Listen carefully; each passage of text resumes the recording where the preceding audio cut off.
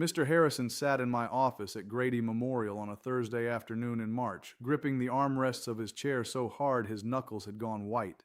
He was 63 years old. He had driven himself to the appointment even though his wife begged him not to. When I asked him why he finally came in after ignoring his symptoms for 8 months, he looked down at his lap and said something I will never forget.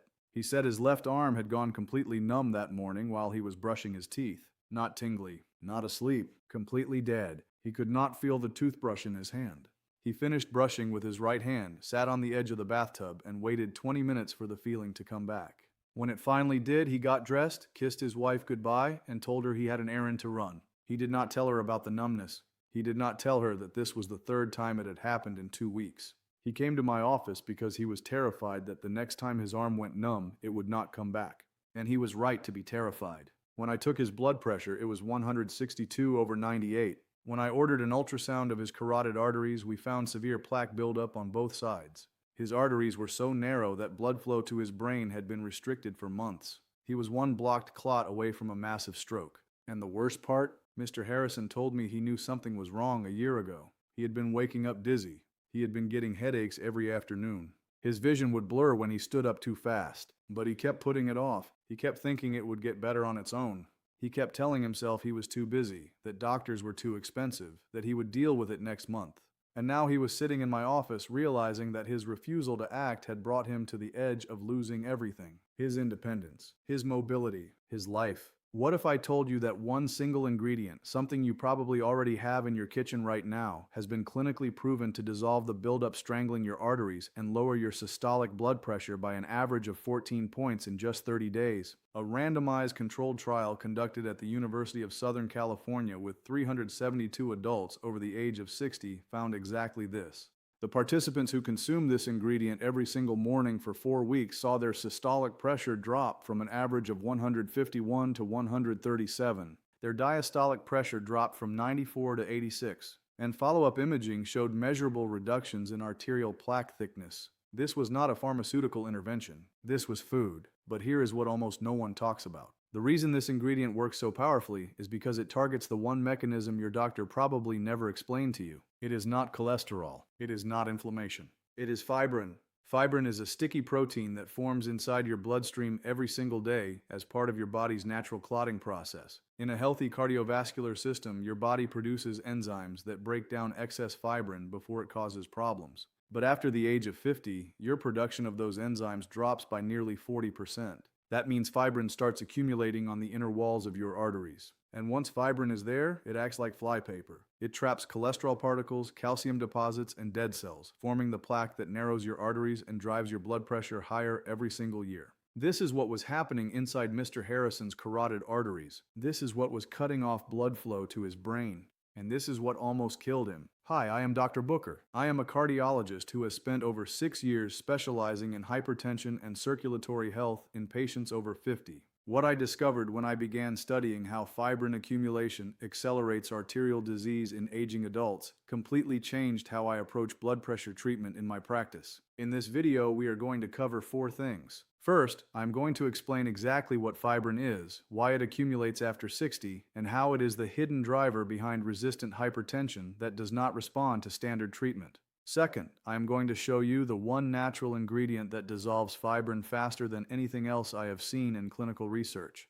Third, I'm going to walk you through the exact protocol I gave Mr. Harrison that brought his blood pressure down to 128/82 in 21 days. And fourth, I am going to show you the 3 most common mistakes people make when trying to lower their blood pressure naturally, mistakes that actually make arterial plaque worse. Quick favor. I see messages every week from people who have watched 4 or 5 of my videos and did not realize they were not subscribed. Could you take 2 seconds and check? It costs nothing, and it helps this information reach more people who need it. Now, let us start with what is actually happening inside your arteries after the age of 60, because this is the foundation everything else builds on. Your arteries are lined with a single layer of cells called the endothelium. Think of the endothelium like the non-stick coating inside a high-quality frying pan. When it is smooth and intact, blood flows effortlessly. Nothing sticks, nothing accumulates. But when that coating gets damaged, everything changes. And here is what most people do not understand. The endothelium does not just get damaged from high cholesterol or high blood pressure. It gets damaged first, and then cholesterol and pressure become problems. The damage starts with something called endothelial dysfunction, and it is triggered by chronic low-grade inflammation, oxidative stress, and elevated blood sugar. Once your endothelium is damaged, it stops producing adequate amounts of nitric oxide. Nitric oxide is the molecule that keeps your blood vessels relaxed and dilated. Without enough of it, your arteries constrict, your blood pressure rises, and your body responds by increasing fibrin production to try to repair the damage. But here is the problem. After the age of 50, your body produces significantly less plasmin, which is the enzyme responsible for breaking down excess fibrin. A study published in the Journal of Thrombosis and Hemostasis, conducted at the University of Edinburgh, followed 412 adults aged 55 to 75 for 3 years. The researchers measured plasmin activity every 6 months. What they found was that plasmin production declined by an average of 38% between ages 55 and 70. That means fibrin that would have been cleared in your 40s now stays in your bloodstream, sticks to your damaged endothelium, and starts forming the scaffolding for arterial plaque. Now here is where it gets really dangerous. Once fibrin adheres to your artery walls, it does not just sit there. It actively traps low-density lipoprotein cholesterol particles. Think of fibrin like a spider web stretched across the inside of a tunnel. Every particle of cholesterol that flows past gets caught. Over time, those trapped particles oxidize. They harden. They calcify. And they form the thick, rigid plaques that narrow your arteries and make your heart work harder with every single beat. This is why your blood pressure keeps climbing even when you're doing everything your doctor told you to do. You are taking your medication. You are cutting back on salt. You are walking every morning. But none of that addresses the fibrin buildup. And until you dissolve that fibrin, your arteries will keep narrowing and your pressure will keep rising. Mr. Harrison had been on 2 different blood pressure medications for 6 months before he came to see me. His pressure was still 158/94. His primary care doctor kept increasing the dosages, but nothing was working. That is because the medications were trying to force his blood vessels to relax while fibrin and plaque were physically blocking blood flow. It is like trying to push water through a garden hose that has been clogged with debris. You can increase the pressure all you want, but until you clear the blockage, nothing changes. The first critical factor we must address is fibrin dissolution. Your body needs a constant supply of fibrinolytic enzymes to break down fibrin before it hardens into plaque. The most powerful natural source of these enzymes is a compound called nattokinase. Nattokinase is a proteolytic enzyme extracted from natto, which is a traditional Japanese food made from fermented soybeans. It has been used in Japan for over 1,000 years, but Western medicine largely ignored it until the early 2000s when researchers began studying its effects on cardiovascular health. A double-blind, placebo-controlled study published in Hypertension Research conducted at Miyazaki Medical College in Japan followed 206 adults with untreated high blood pressure for 8 weeks. Half the participants took 80 milligrams of nattokinase every morning. The other half took a placebo. The nattokinase group saw their systolic pressure drop by an average of 14.3 points, and their diastolic pressure drop by 7.9 points. The placebo group saw no significant change. What shocked the researchers was that follow-up blood tests showed a 53% increase in circulating plasmin levels in the nattokinase group. That means nattokinase was not just masking symptoms. It was directly increasing the body's ability to dissolve fibrin. But here is what you need to understand.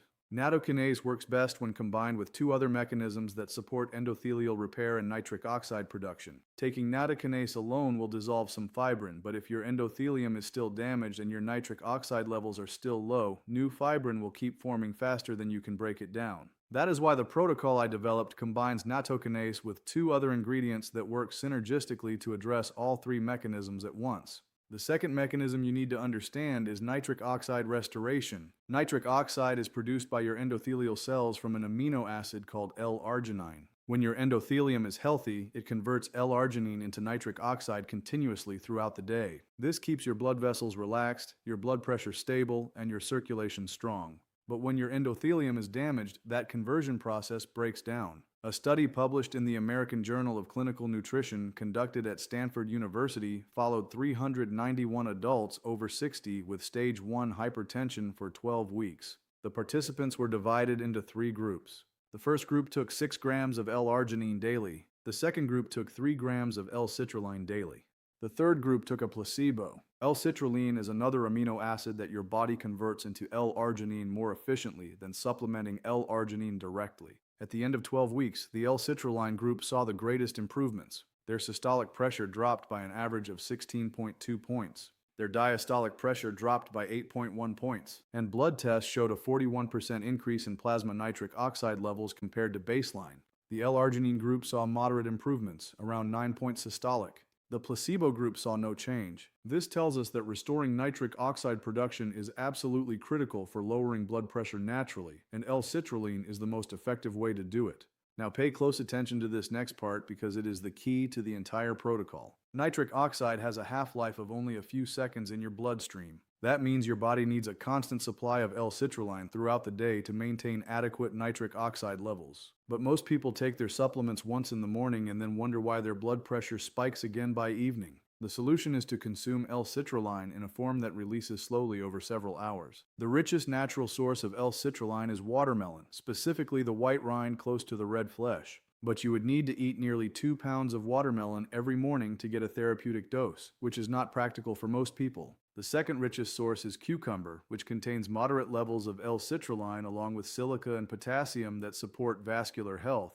When you blend cucumber into a morning drink, the fiber slows the absorption of L-citrulline, giving you a steady release of nitric oxide precursors for up to 6 hours. The third mistake almost everyone makes is ignoring magnesium. Magnesium is required for over 300 enzymatic reactions in your body, including the enzyme that converts L-citrulline into L-arginine and the enzyme that synthesizes nitric oxide from L-arginine. If you are magnesium deficient, your body cannot produce nitric oxide efficiently no matter how much L-citrulline you consume. And here is the problem. Nearly 60% of adults over 60 are magnesium deficient, and most of them have no idea.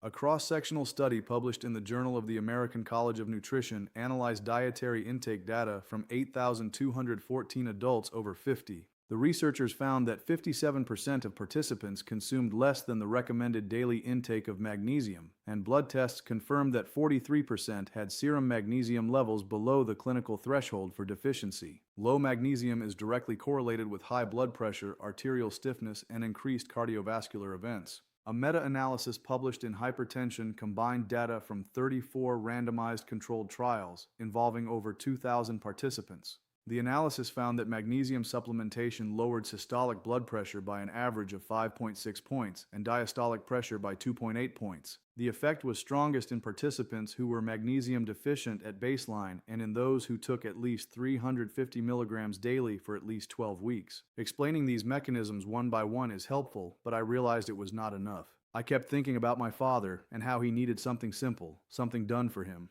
I never want you to go through what my family did. That is why I took my 6 years of clinical practice and combined all these fibrin-dissolving mechanisms into one place. I call it the Morning Unclogged Protocol. It is a simple 3-ingredient morning recipe using foods you probably have in your kitchen right now, designed to lower your blood pressure in 21 days. I put it together as my legacy, and you can access the entire protocol through the link I left in the pinned comment right at the top of the comment section below. Now let us move to the next critical mechanism.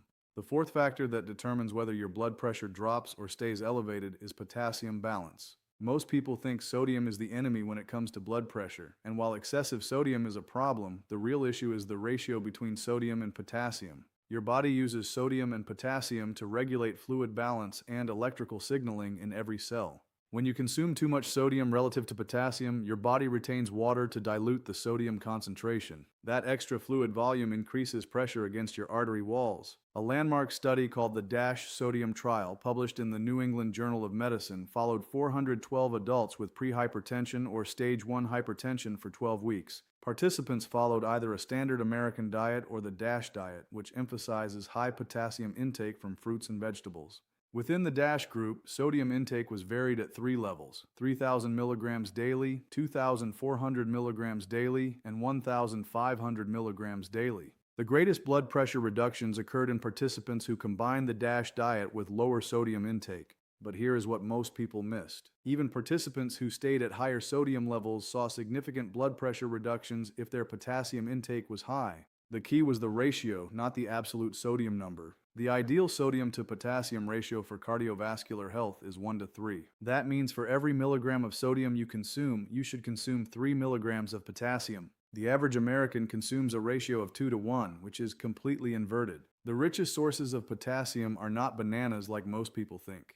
Bananas contain about 400 milligrams of potassium per medium fruit. But white beans contain nearly 1,000 milligrams per cup. Spinach contains 840 milligrams per cooked cup, and potatoes with the skin on contain 920 milligrams per medium potato. The problem is most people over 60 are not eating enough of these foods consistently. A study published in the Archives of Internal Medicine followed 12,277 adults for an average of 14.8 years.